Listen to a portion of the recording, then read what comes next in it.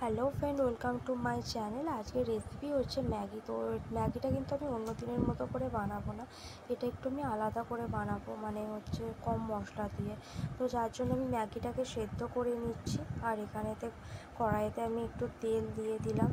এবার তেলটা যখন গরম হয়ে যাওয়ার পর আমি আলু, গাজর আর ছোট ছোট একটুখানি অল্প বিনস কেটে রেখেছিলাম, তো সেগুলো আমি দিয়ে দিলাম।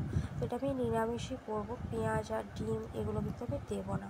তো যাই হোক, এগুলো দিয়ে একটুখানি অল্প করে হলুদ আর নুন আমি অ্যাড করে নিলাম। নিয়ে বেশ কিছুক্ষণ ধরে এটা নাড়াচাড়া করে নিলাম, একটু লাল লাল করে ভেজে নিলাম বেশ কিছুক্ষণ ধরে।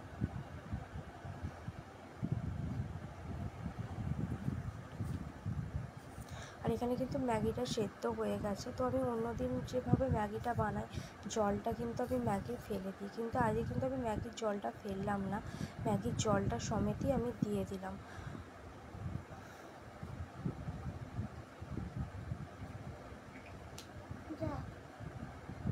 দিয়ে বেশ কিছুক্ষণ ধরে ভালো করে নাড়াচাড়া করে নেওয়ার পর তারপর লাস্টে কিন্তু আমি ম্যাগির মশলাটা একটু অ্যাড করে নিলাম।